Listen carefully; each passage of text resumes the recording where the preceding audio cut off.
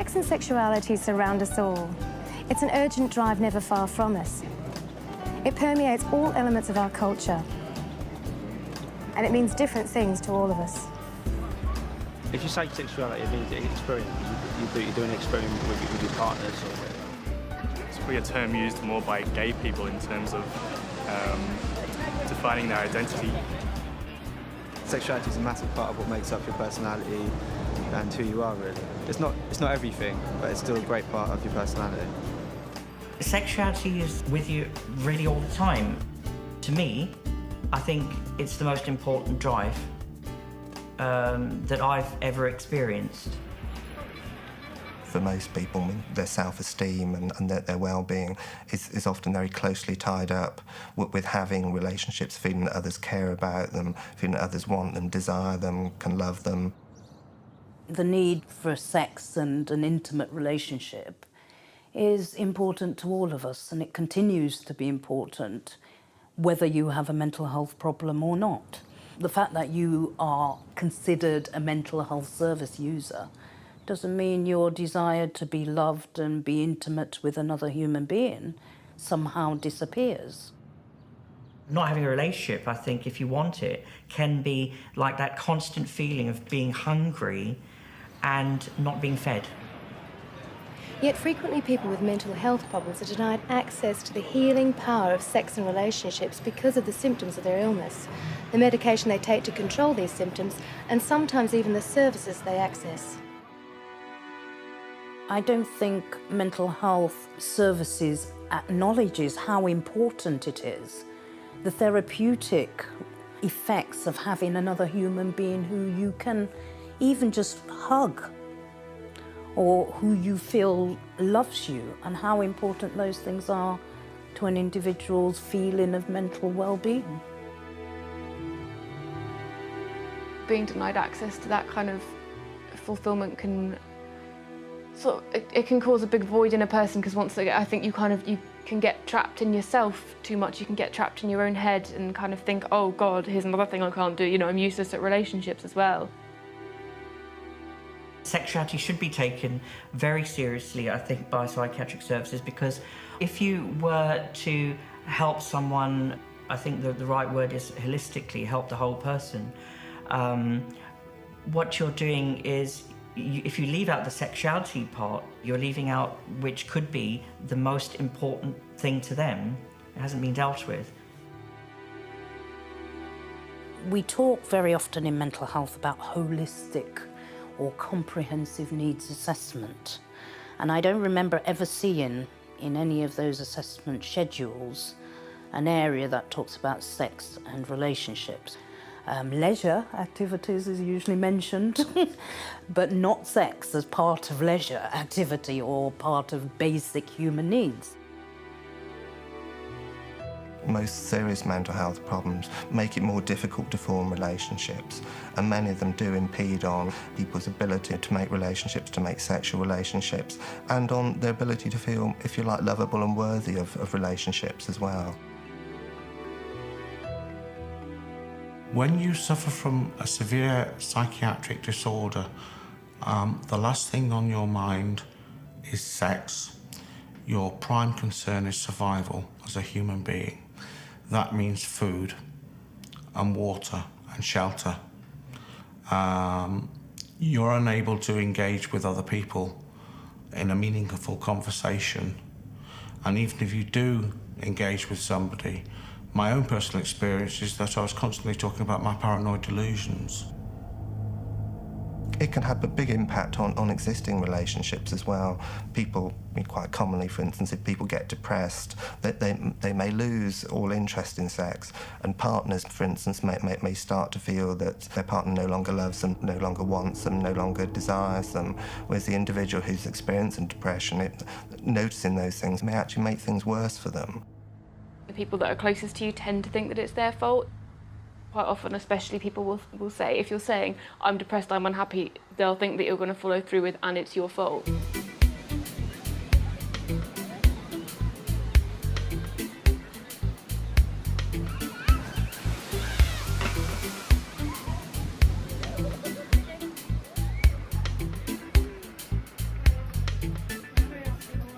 My emotional health is currently the most level that it's been sort of within my memory. In the past it's been very sporadic, very up and down, lots of depression and anxiety. It makes you turn in yourself, it makes you very sort of introverted, you feel like no one can really help you. I had visited doctors before and therapists, but the time that I actually went and I ended up on medication was because I felt like it was something that I couldn't control any longer. I felt like it was starting to take over me. Medication can help control many of the symptoms of mental distress.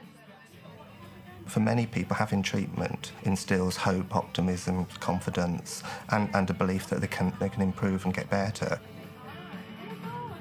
There weren't actually a lot of treatment options discussed. It was very much, you need some medication, we're going to give you some, which at the time, because I was in such a state, like my anxiety was really, everything was racing, and I was just like, I just want to be like out of this place. I kind of accepted that without question that I needed the medication. It was afterwards that I started to wonder whether or not I should be on it.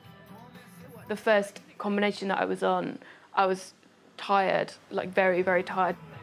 It made me very hot. I was sort of sweating and just hot all the time. It really reduced my appetite, and the sex drive thing is completely true. It does just completely deplete your sex drive. There's nothing going on down there.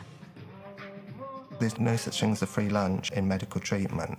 There are inevitably side effects, and perhaps anything up to half or more than half of people who take any particular drug, whether it's an antidepressant or an antipsychotic, may experience sexual side effects. I've had antipsychotics, antidepressants, tranquilizers.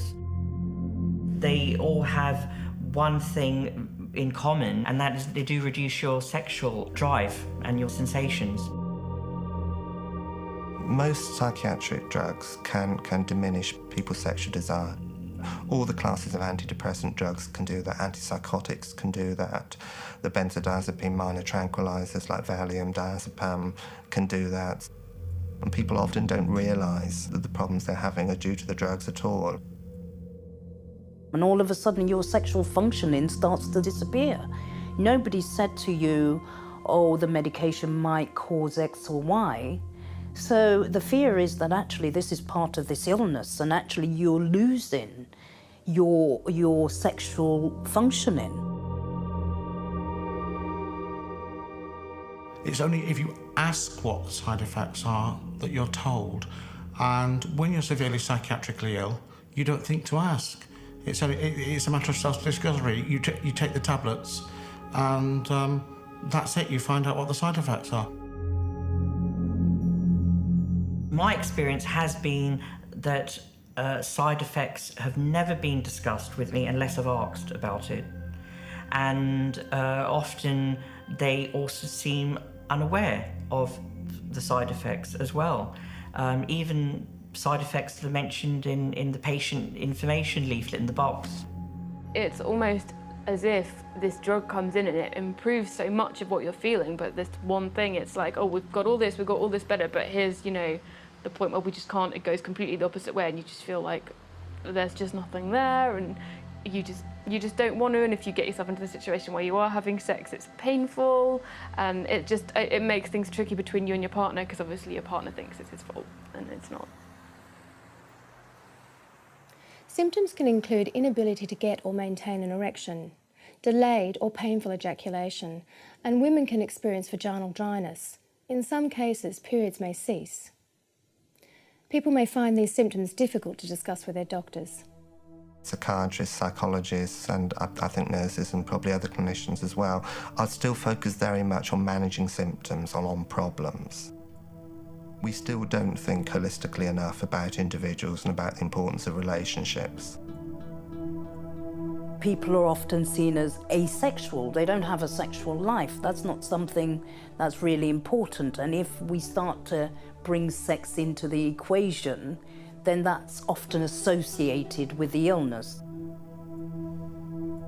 We're all bound by a variety of cultural taboos about talking about sex, and clinicians are bound by those taboos and feel those taboos as well as patients.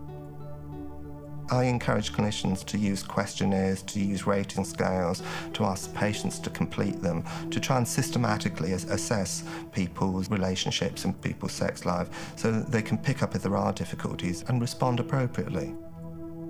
Medication side effects should be monitored routinely.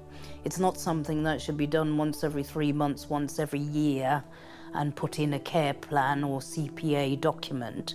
It's something that should be monitored day to day in terms of the contact that the person has with services. These kind of difficulties can be resolved by things like changes in the dose of drugs, swapping over to different drugs, perhaps taking drugs at a different time of day, or having short drug holidays. It really is about working with the individual to look at what their needs are and to look at the appropriate way of addressing that's right for them.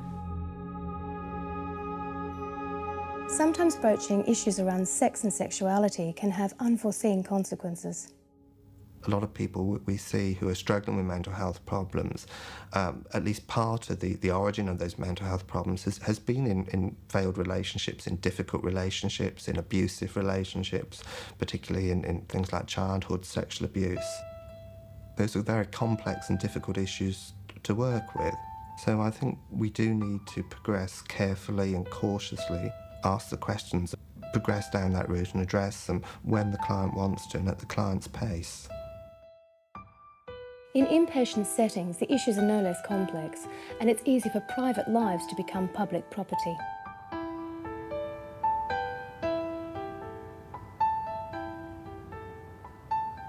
In places like locked wards or forensic units, then sex becomes a problem to be dealt with.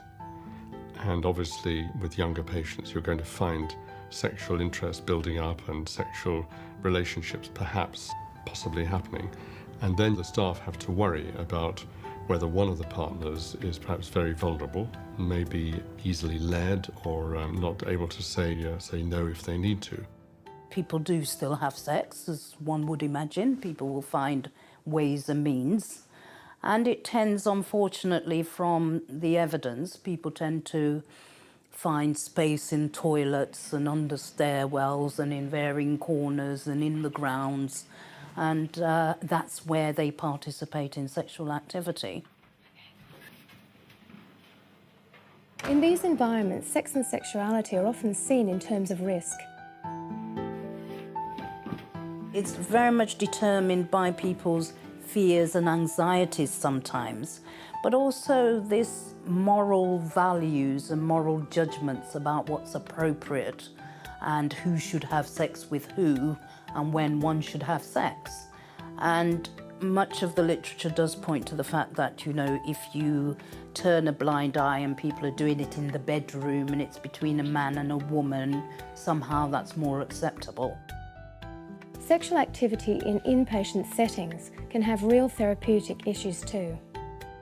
If people do develop a relationship with each other and they're part of, say, the inpatient group therapy process, then that unbalances the group quite a lot, because you've now got a couple who are acting as one and might be supporting each other in ways that would make the other people feel a bit envious or a bit insecure. Whilst long-stay hospital treatment is less common than it used to be, it's important to consider the needs of these patients too.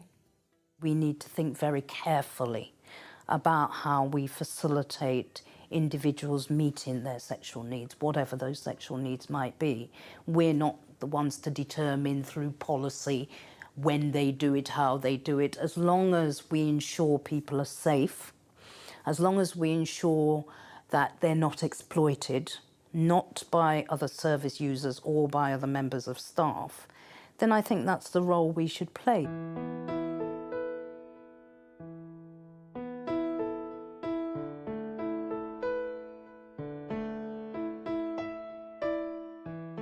The whole issue of sexuality and sex itself is very difficult to discuss with a psychiatrist or with a health professional in the mental health service, because it is usually assumed that people who have mental health issues do not have a sex life, which of course isn't true.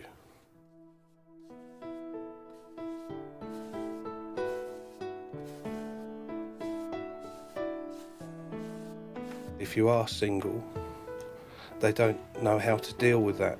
They can handle it and deal with it if you have a partner or if you're involved, but if you're a single man who has a sex life and is of an alternative sexuality, it seems to cause a lot of problems. Sex and mental illness doesn't go together. The fact that you're gay as well, the fact that being homosexual was seen as a form of mental illness up until relatively recently is an issue that people really do have to work through in today's mental health services. When I was 14 and I told my psychiatrist at that age that I was gay, the attitude there was, well, you can be changed. Your innate sexuality can be changed. You can be converted to heterosexualism. I had a psychiatrist that wanted me to go for aversion therapy to men, which I thought was rather outdated in the early 1990s, and I thought was something really belonging in fundamentalist America. The issues and the problems as a gay man I've had to deal with are often quite different to those of a similar man who would be heterosexual. So I think it would make life a lot easier if there was like some hospital rep that was like a lesbian and gay officer or whatever, so you could automatically have an affinity. You wouldn't have to cut through a lot of things to get to the basic core of what the problems are and the issues, and also to feel more comfortable and safe and secure and not have to and you would also be able to reveal more things which would inevitably help you with the problem you'd got at the time. Mind in Islington have sought to address this mismatch between gay service users and the services they attend through their LGBT day centre provision. People come from all over London to access the service, in part because of the lack of similar provision elsewhere, but also because Outcome offers its services without the judgments that LGBT service users sometimes encounter. Outcome is a safe place for LGBT people to go who have mental health issues. They offer all kinds of services such as counselling, therapy, practical help with things that you might need like benefits, and it's a very safe place to be able to be free and say what you like and not worry about the prejudice people might have over mental health issues. The two of them combined, it makes it a very rare and special place to go, because often you can go to a place where they deal with mental health and then you can go to another place where they deal with sexuality. Outcome itself deals with both those issues, and everything you say in there is taken as strict confidence, so you can be free to say and do what you like within the group. Daryl has attended Outcome for many years. He believes mainstream services could learn a lot from its approach. A lot of the clinics could have gay drop-ins and the hospitals could have gay drop-ins as well, or LGBT to cover all areas, which would make people feel more confident about expressing themselves and discussing their health issues. Alternative sexuality and how it's perceived can really impact on one's access to services. I have to go through a minefield before I can access it on a level that I feel comfortable about. You know, I find it quite difficult to discuss my sexuality in certain places like clinics or with certain doctors, etc., etc. If that was removed, the prejudice was removed and the education installed, as soon as they started their training, the professionals that work in this business, if they had the education in the first place, it would just be accepted that you're different, but it isn't an issue, you know? It goes without saying that professionals, unless they're very aware of their own value systems and how that can impact on the people they work with, then of course it will influence and determine how they work with those individuals. A lot of heterosexual people don't think of themselves as having a heterosexual sexuality. They just think that it's heterosexual, and that if you mention that word sexuality, you must be outside the realms of heterosexuality. But really it encompasses all kinds of genre, all the different types of sexuality. We have no right to impose our values and our prejudices on others. I see the role of the clinician as essentially in trying to help patch people up. We see people who've run into difficulties for whatever reason. Our job is to help them overcome those difficulties and get their life back on the rails again. Intimate relationships could play a very important part in this process. If you're isolated, depression gets worse. If you have nothing to look forward to in regards to interacting with people, your life is meaningless. Not having a relationship, it makes me feel constantly that it's not happening. It's a kind of feeling of having failed completely in that direction. It's a double feeling of being stigmatised, I think, or feeling stigmatised somehow and feeling different. Because on one hand, people don't understand the mental health part of your problem, and you very often don't understand the not having a relationship part as well. We have to start to look at, well, where in our practice are there barriers to actually enabling a service user to meet their sexual needs, and beginning to look at how can we facilitate supporting a supportive framework. Some people who experience mental ill health need additional support to enable them to build successful intimate relationships. The unique pilot project Tapestry pioneered a new approach to help fulfill this need. Comprising of regular social events, workshops and one-on-one support, it rapidly became a focal point for its members' lives. Tapestry provides social activities which range from trips to the local pub, trips to the greyhound racing, trips to the theatre, and it's sort of staffed small groups of people between 6 and 12 where people get together. Most mental health charities have been running social events for many years, so there's nothing new about running social events, but we wanted to create a real-world environment, so it's to emulate an after-work drink situation, and that gives people the confidence that they can have a normal social life. We currently run about 22 different events a month, both evening, daytime and weekends. And it's staffed by 2 main staff people, but we've started to employ one of our members who went through the course, went through the activities and the one-to-ones and felt really good about himself. Tapestry developed peer-led events with a real-world focus and ran a unique course about building healthy relationships. So for this session of the course, we're going to look at the best places to meet people. The main training course that we do is a course called Towards Better Relationships, which is a 6-week course which happens for 2 hours each week, and that looks at topics such as self-confidence, the rights and responsibilities of relationships, how to make small talk, and we even touch a little bit on how to flirt. So based on your figures then, where would be the best place to meet somebody and where would be the worst place to meet somebody? Members can talk to Tapestry staff about relationships, past or present. The one-to-one sessions came about because people were getting quite emotional about some of the topics that we were discussing on the course, and it gave members a more private way of sort of looking at relationships. What we found at Tapestry is when depression leaves people, our members were left with no self-confidence, and without the self-confidence they found that they couldn't form relationships, and if they were in relationships they had difficulty functioning. Self-confidence was a huge thing for most people. We found that if you don't have the confidence, then you can't have a relationship. And a lot of our members felt that they couldn't make small talk. Even though we were witnessing them making small talk amongst themselves, they felt they didn't have the skills. We've seen great increases in self-esteem and self-confidence. Some of our members also do social events without Tapestry, so they've met people at Tapestry social events and they've formed their own groups. One of the biggest side effects of Tapestry is that it's given people the confidence to return to employment. So people who had sort of written themselves off for many years have now started to return to part-time and full-time work.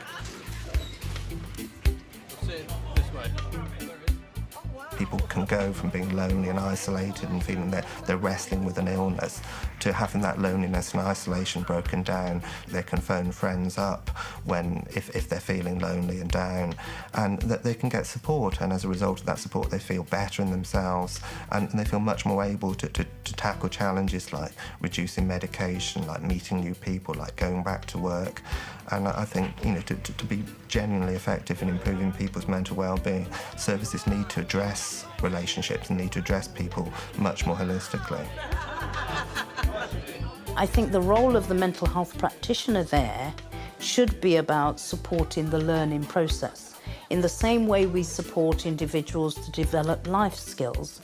When somebody's been in a hospital for a long time, sometimes we need to help them to get back into the day-to-day routine of getting up at a certain time, cooking their breakfast, whatever. In the same way, people need support to develop the life skills of having good, healthy, successful relationships.